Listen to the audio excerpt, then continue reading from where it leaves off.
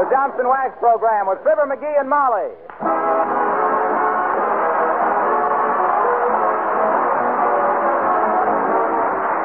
The makers of Johnson's Wax, Johnson's Car New, and Johnson's Self-Polishing Glow Coats present Fibber McGee and Molly, written by Don Quinn, with music by the King's Men and Billy Mills Orchestra.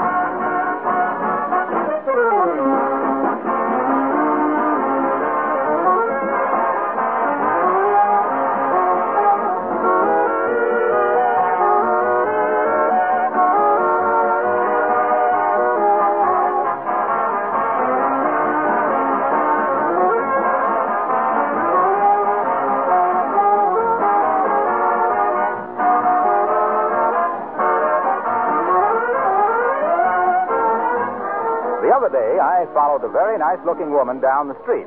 I should add that we just happened to be going the same way. And what made me notice her first was that attractive red, white, and blue shopping cart that she wheeled along beside her. I happened to notice a package of Johnson's Wax among her purchases, and I was reminded again that in these times it's very helpful to have such a product available. In protecting your floors, furniture, and woodwork, Johnson's Wax ties in beautifully with your wartime housekeeping. It saves you work because waxed floors and furniture are easier to clean, require less dusting, and much less work at spring house cleaning. The regular use of Johnson's Wax enables you to keep up the beauty of your home with little effort and small cost. And what's more, this same Johnson's Wax polish offers protection, helps you to take better care of the things you have, not only for the duration, but for long after.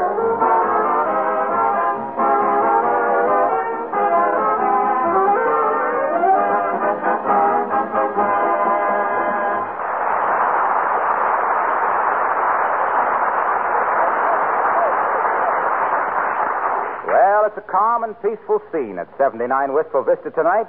The mistress of the house is in the living room, darning holes out of socks, as little Benny says. And just coming in the front door, as happy as a kid with a new toy, is the kid himself with a new toy, as we meet Fibber McGee and Molly.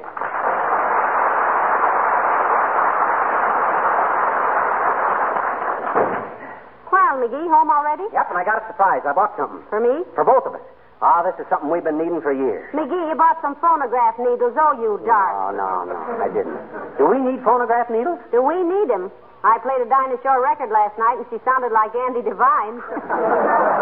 Well, remind me sometime, and I'll get some. Remind you? Yeah. I've tied a string around your finger twice, and what happened? What happened?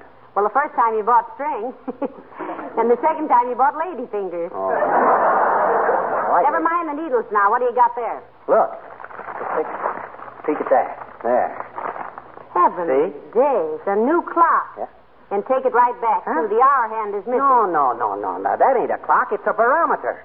I've been wanting one for years. A what? A barometer. What does it do? You mean you're ignorant as to not knowing what a barometer does? It tells the weather.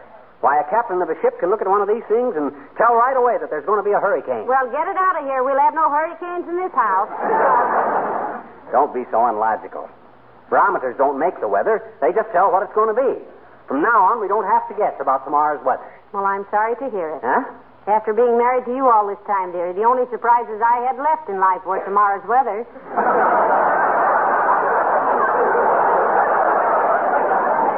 Well, be that as it may or may not be or not, just the same, it's a pretty handy gadget. Well, where are you going to hang it? Well, I don't know. I was going to hang it in the dining room so as I could see what the day's weather was when I had breakfast, but I thought better of that. Why? Well, it wouldn't be accurate in there. Temperature's too changeable on account of so much hot toast and coffee and oatmeal in the morning and cold cuts and ice cream at night. No, I think I'll hang it up in the... Come in. Hi, kid. Oh, hi, old-timer. Hello, Mr. Oldtimer. What can we do for you? Oh, just wanted to ask the kid here if he wanted to go fishing tomorrow. How do you know the weather will be right for fishing? How do you know it won't? Well, he just got a new weather indicator, Mr. Oldtimer. Yeah. It prevaricates the weather. Sure it does. Scientific instrument. Very precise. Don't give me that scientific ketchup, Johnny. How can a hunk of wire and a piece of glass tell the weather? All you need is a good case of rheumatism, like I got.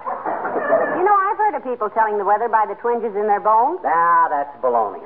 I never knew but one guy in my life who could tell the weather by his joints. Who's that? Molly's Uncle Dennis. Every time he starts bending his elbow, we know it's going to be a damp evening. Well, how about tomorrow, tomorrow, Johnny. My bones say the weather is going to be okay for fishing. You better check it with that thermostat of yours, dearie. Okay, I will. Now, let me see. Barometric pressure, low pressure, high pressure, in conflict with cumulus clouds over the... Oh, my gosh. What's it say, Johnny? What's it say? No. No, on the 12th of May, that's ridiculous. It ain't ridiculous if the barometer says so. I'm sorry, old-timer. No fishing for me. Oh, Homer, you're just being silly. Why, it ain't any more going to snow? And don't call me Homer. No, he gave up that Homer K. Frink business, Mr. Oldtimer. I might have knew it. He changes his personality like one of them little lizards. One of them there simoleons. No, you don't mean a simoleon. You mean a chameleon. No, he don't, Molly. A chameleon is an actor that does funny stuff. That's a comedian, Johnny. I thought a comedian was a book full of facts and figures. No, you're thinking of a compendium. Sure. I used to read it when I was a kid. Huh? The Youth Compendium. That was companion. Then, dag nabbit, what's a simoleon? That's slang for $1. What? $1 for a little piece of slang like that? I won't pay it. That's rubbish.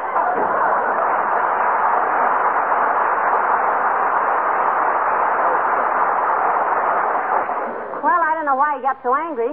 He didn't have to pay you right away. Oh, never mind. What? What worries me is snow tomorrow. Oh, McGee. For goodness sakes, it isn't going to snow tomorrow. No? Why, it hasn't snowed in this part of the country on the 12th of May for 100 years. Well, if it done it once, it can do it again. But just for fun, I'm going to check with the local weather bureau. Give me the phone. Here. Thanks. Hello, operator. Give me the meter, give me the weather bureau. Huh? Oh, hi, Mert. Oh, dear. How's every little thing, Mert? Tis, eh? What say, Mert? You heard from your brother in North Africa. He knows where the Allies are going to start the invasion. Wow. How does he know that? From the way they packed him in on the boat going over, he says they must be going into Sardinia.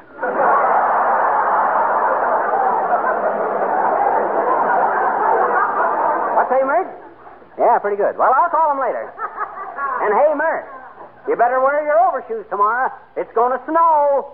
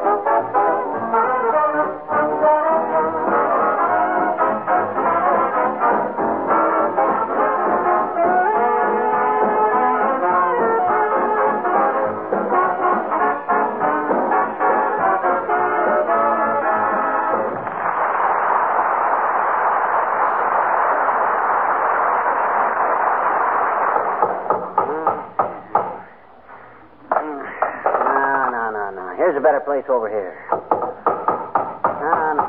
That's too close to the window. This is better over here.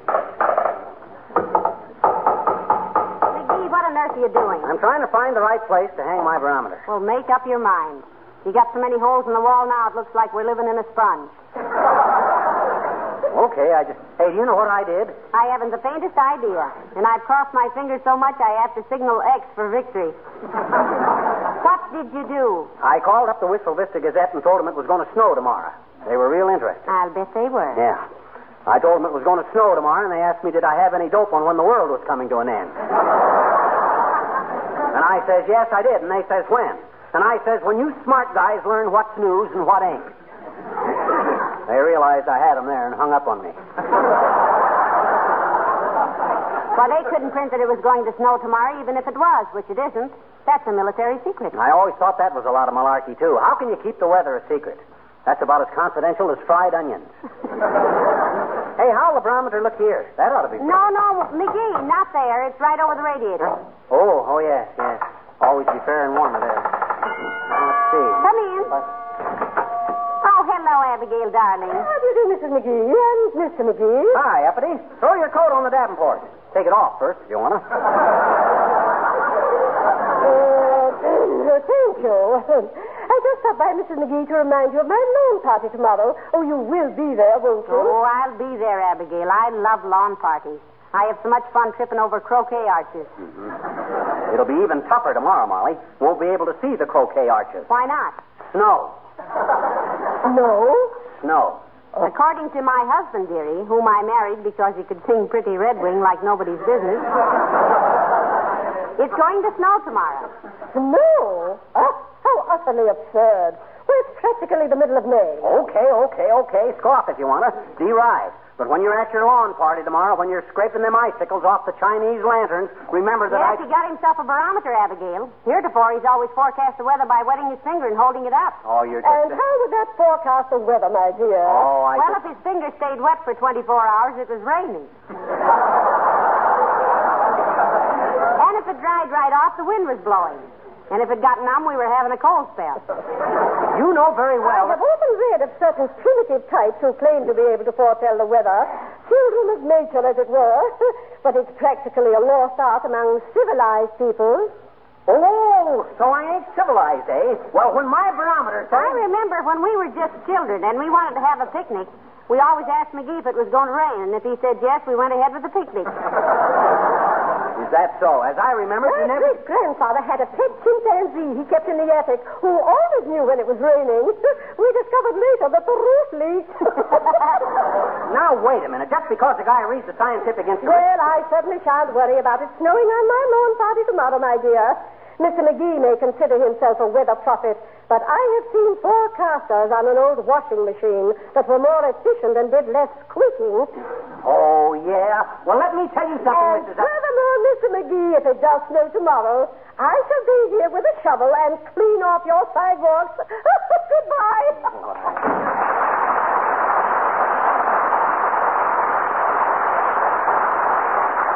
I ought to make her shovel them off with a hat pin. That old gravy boat. That's what a guy gets when he tries to do people favors. Reach out a helping hand, and 10 to 1, somebody slams the door on your finger. Now, take it easy, dearie. After all, snow on the 12th of May is a little ridiculous. Ridiculous, my clavicle. That's what I get for trying to argue with a couple of women. What do women know about science? What about Madame Curie? Well, what did she ever do? She discovered radium. No, what if she did? It's a nuisance. Turn it on, and all you hear is a lot of bum gags. Listen, I didn't say radio, I said radium. Well, gee whiz, I don't see... Believe me, this is the last time I offer free advice to people that are too ungrateful to use it. If I ever... Hello, folks. Hello, Mr. Wilcox. Hi, Junior. If I ever go one step out of my way to help anybody again, Oh, hi, Wilcox. When did you come in? What are you screaming about, pal? The ingratitude of people. Mrs. Uppington wouldn't believe him when he told her it was going to snow tomorrow, Mr. Wilcox. No. No. Tomorrow. Oh, you too, huh? Another septic.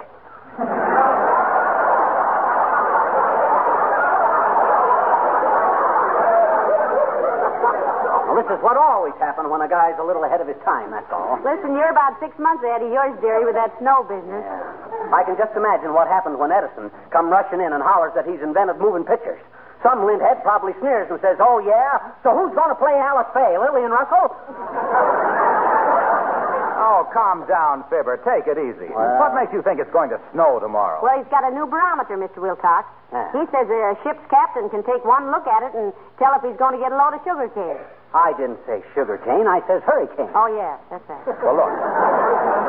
Look, I wish you'd take a look at that barometer again, pal. You're making a bum out of lots of smart car owners.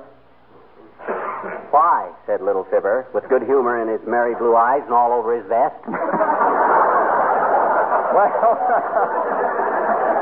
Well, gee, this is the time of the year when they all get out Johnson's car and you to polish up the old bus for summer and protect it against dust and rain and sunshine and road film. Yeah, so take back your weather, man. Listen, Crawford, I didn't make this barometer. I bought it. I don't tell it what to say. I just read it. It says snow tomorrow.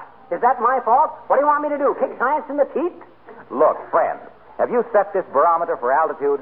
For what? Altitude. It has to be regulated for whatever part of the country it's used in.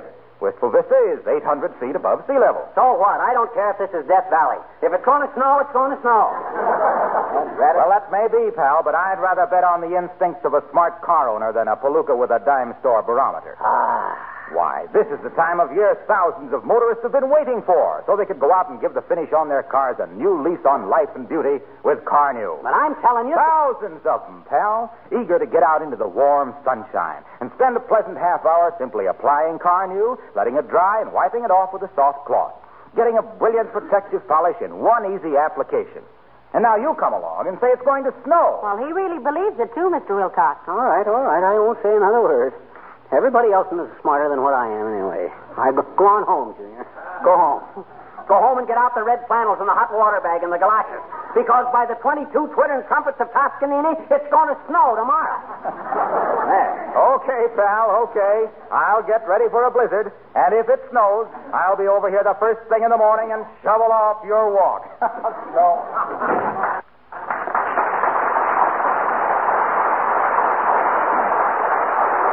Well, you don't seem to be convincing anybody, dearie. Who cares? But I'm surprised at you, Molly.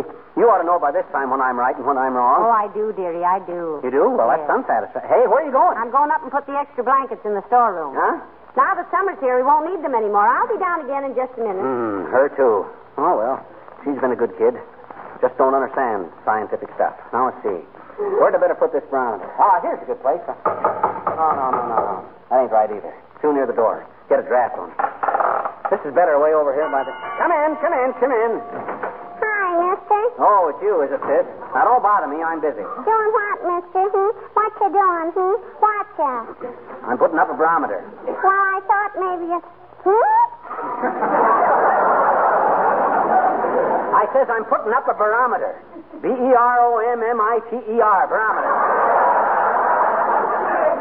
This thing here. What is it? It's a barometer. What's it for? It tells the weather. Tells the weather what? It tells what the weather is going to be. Oh. I bet you it don't, I bet you. Huh? On account of if the weather don't know what it's going to be, nobody can tell, because if you know what the weather is and the weather don't, it won't know whether the weather is... Gee, this is all kind of silly, isn't it? I'll say it is. Well, gee, Mr. No Fooling, what is that thing for? It's to make little girls ask questions. Okay, you ready? Ready for what? The first question. Look, sis, I didn't mean that The question is, why does Hitler wear that ridiculous little mustache? Oh, that's a very silly question, and I don't see... Well, because a mustache is hair, and a hair is a rabbit, and a rabbit has a short tail, and a short tail is easily told, and so is a bell, and a bell is in a belfry, and so are bats, and bats are used for baseball, and baseball is played on a diamond, and a diamond is full of cats, and so is a cow, and a cow is beef, and beef is better when it's hung, and so is Hitler.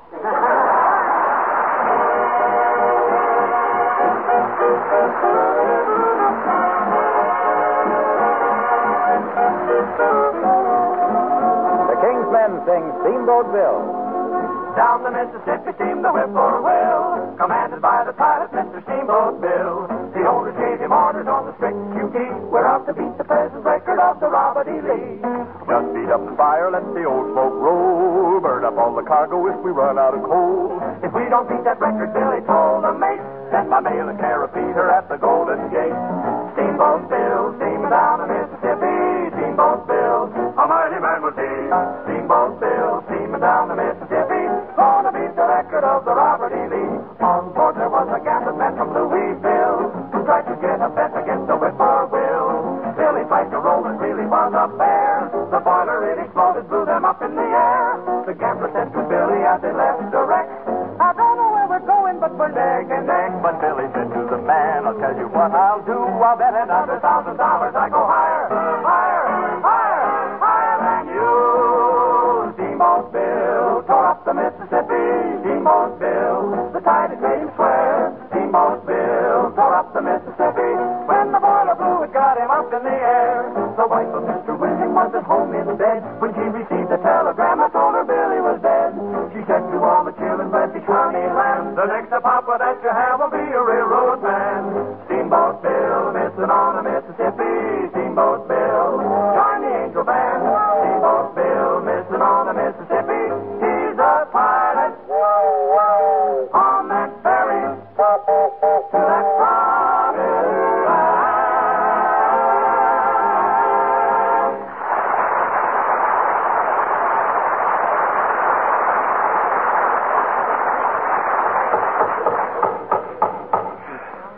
That won't do. That's too close to the fireplace. Now, let me see. If I put it on the west wall where it can watch the sun rise, it ought to be all... Yeah, that's it. McGee, haven't you got that barometer hung up yet? No, but this ain't the kind of a thing a guy rushes into, you know. You got to mull it over in your mind. If I put it on this wall here, I think... My, it's getting late for callers. Come in. Oh, hello there, Dr. Gamble. Come right in. Hi, Doc. Well, what's the matter with you, my boy? You don't look sick. Oh, I'm not sick, Doc. The reason I called you, I want to know what's the thing to do when a guy smashes his thumb. Oh, McGee, did you smash your thumb with that hammer? Take off your shirt, McGee. There you go again. Take off your shirt. Take off your coat. Take off your... Where'd you get your degree, Doc? In a burlesque theater? Come on. I'm a busy man, McGee. Which thumb is it? Well, it'll no doubt be this one on my left hand. What do you mean, no doubt? Well, gee whiz, I never pounded a nail yet that I didn't smash my thumb. So I thought it'd be smart to call Doc Gamble so he'd be here when I done it. Oh, dear. Stick around, Doc. Hand me the hammer, Molly. I want to go. McGee, the best treatment for a smashed nose. I didn't say nose. I said thumb. I said nose. Huh? Because the very next time you call me over here on some silly errand, I'm going to poke you right on the nose so hard you'll breathe down the back of your own neck. Oh, dear. I'm sorry, Doctor. He had no business calling you until he was hurt. Oh, no? Well, in China, you only pay a doctor when you're well, and I think I got to... You think? If a thought ever percolates through that crankcase of yours, they'll be dancing in the streets. After this, never pay my bills, McGee. Huh? But when you die, leave me your brain. I want to mount it on the head of a pin and send it to Johns Hopkins. Good night.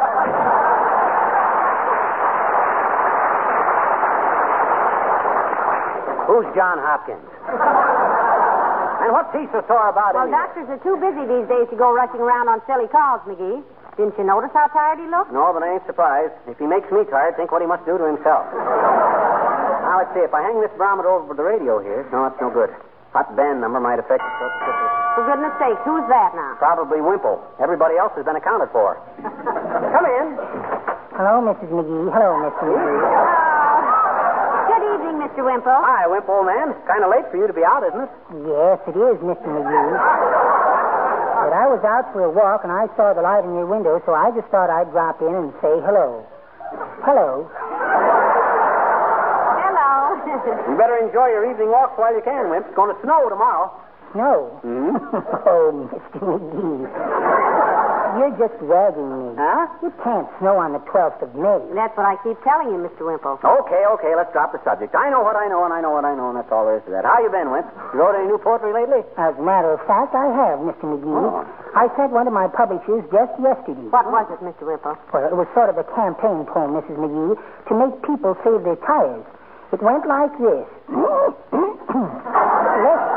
Let's all drive 35 or less and help the world clean up this mess. Because we're short of tires, you know, and they'll last longer driving slow.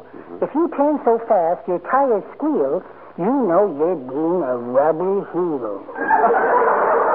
Say, that's pretty good, Wimp. Fine. But there won't be much driving tomorrow, fast or slow. Be too slippery. Have the snow plows out all day. Plow the snow. Well, if you really think it's going to snow, Mr. McGee, I'd better call Sweetie Face. She was driving to Gunnersville tomorrow, and I'd better tell her to go by way of the River Road. The River Road? Oh, no, Wimp, that's too dangerous. Every time it snows, that bridge goes out. Yes. Good night.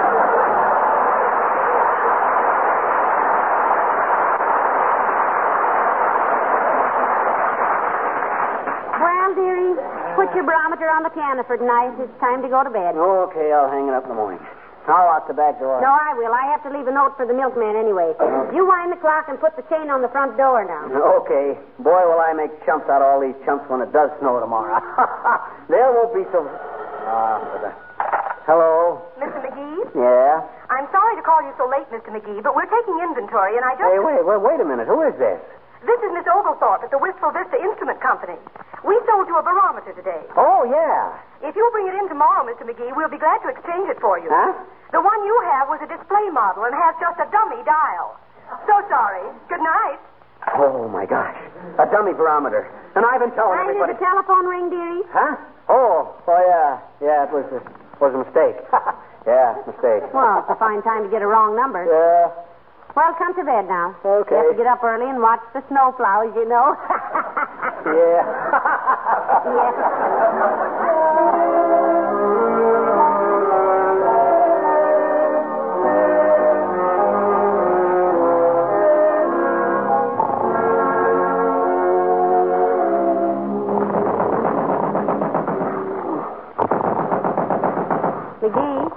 McGee, wake up. There's somebody at the door downstairs. What time is it? I don't know, but it's daylight. Hurry up, McGee. Go see who it is. It must be important. Okay. As soon as I get my slippers on. No, not those. Those are my mules. Here's your slippers. Let me take the mules. I want to kick the teeth out of whoever's hammering at the door. Oh, I'm coming. He's knocking on the door. Hey, what is this, a gag? What's the idea? Look, Mr. McGee, it's snowing. Yes, when did they start? Got an extra shovel? Hey, Molly, I was right. Oh, boy, what a barometer. If it works this good now, wait till the works get in it. Hey, Molly!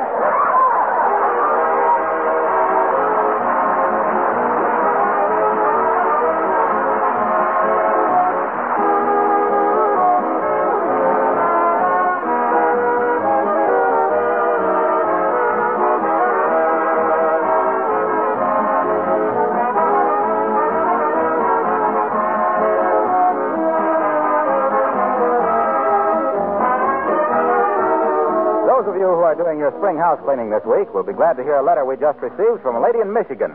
It'll be especially interesting to those of you who do part of your own decorating, such as cleaning painted walls in your kitchen or bathroom. Here's the letter. Being spring house cleaning time, I thought some of your other listeners would be interested in a wonderful use I have found for Johnson's Glow Coat. My kitchen and bathroom walls are ivory enamel. After I wash them, I go over them with a coat of Glow Coat. This brings out a wonderful gloss, protects the paint, and makes cleaning much easier. Well, now, there's a suggestion that really will save you many hours and lots of work. If you're in the midst of your spring house cleaning now, remember this extra protective use for Johnson's Glow Coat on your kitchen and bathroom walls in addition to its primary use on your floor.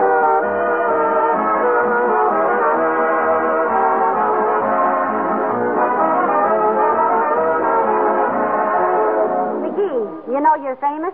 Everybody's talking about you. The newspaper called and wanted an interview, and one of the airlines wants to hire you as a weather expert. Oh, I'm so proud of you. Oh, it's nothing that any red-blooded American boy couldn't have done. I was just lucky, I guess. Lucky nothing. You're smart, McGee. And you know what? Huh? I just looked at that barometer again, and it still says snow.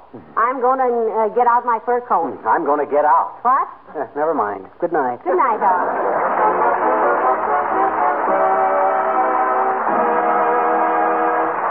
The characters of the old-timer and Wallace Wimple heard on this program were played by Bill Thompson. This is Harlow Wilcox, speaking for the makers of Johnson's Wax Finishes for Home and Industry, inviting you to be with us again next Tuesday night. Good night. This program